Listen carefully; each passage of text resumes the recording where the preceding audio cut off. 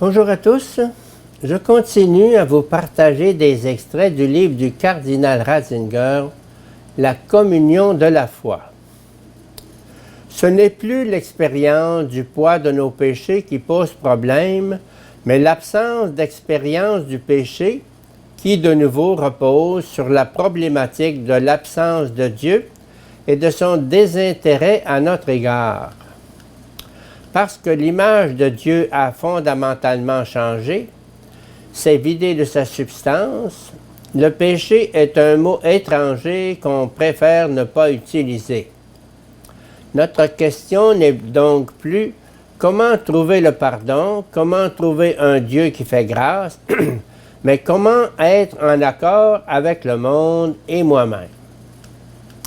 Parce que Dieu n'est plus un acteur, n'est plus un Dieu lié à moi personnellement, mais une idée régulatrice, la question du péché, comme celle de la grâce, est devenue sans objet.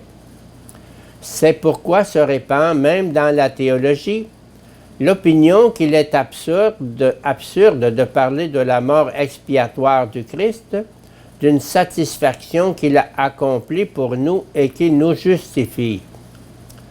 Notre question ne résonne plus en ces termes. Comment parvenir à un Dieu de grâce? Mais qu'est-ce que ma vie a à faire avec Dieu?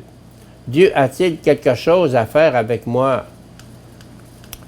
Le souci du salut dans l'au-delà a aujourd'hui disparu même chez les croyants. Mais la question de savoir si ma vie a un sens devient d'autant plus pressante. La frustration sur l'être néantisé de l'homme, le choc éprouvé devant la vacuité de l'être là, se transforme de plus en plus en incapacité de vivre et d'aimer, et en obligation de s'anesthésier toujours plus violemment. Ce n'est pas seulement la colère de Dieu qui ébranle, mais aussi son absence. Et c'est pourquoi un examen à nouveau frais de ce que sont le salut et la guérison s'avère nécessaire. Pardon. Et c'est à cela que nous devons répondre.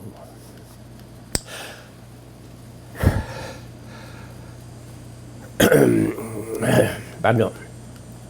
Nous devons apprendre à connaître le Christ d'une manière nouvelle, lui qui est en personne la compassion de Dieu.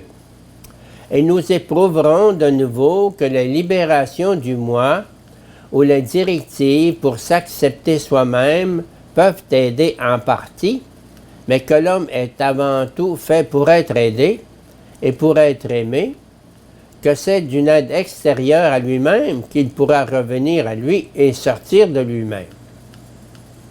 C'est ainsi que nous devons réapprendre à comprendre le péché, le jugement et la grâce, que nous devons rassembler les mots perdus, les récurer et leur redonner tout leur éclat. Les éléments fondamentaux du consensus sur la justification.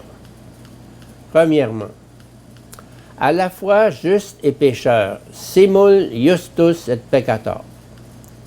Sur la question de savoir en quel sens celui qui est justifié peut en même temps être appelé pécheur, les discussions sont des plus subtiles. Saint Grégoire le Grand, dans sa règle pastorale, dit ceci: « L'esprit humain se ment très souvent à lui-même. Notre conscience de surface dissimule nos profondeurs. Nous nous déclarons justes et avons cependant laissé le mal s'infiltrer en nous, et ses effets s'en font sentir. C'est pourquoi le psalmiste adresse cette prière: « Libère-moi du mal secret. » La vie du baptisé est un processus de rédemption dans lequel nous nous laissons accompagner, transporter et conduire, ou que nous refusons. Il est important de ne pas perdre de vue notre but, de nous retourner toujours vers lui lors de nos écarts et dérapages.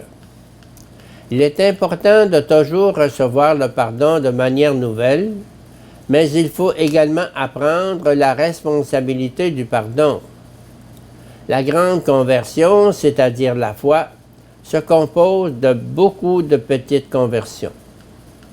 Et à ce propos, il convient de garder devant nos yeux et dans nos cœurs la parole de saint Benoît qui exprime de façon catholique l'expérience réformatrice et ne jamais désespérer de la miséricorde divine.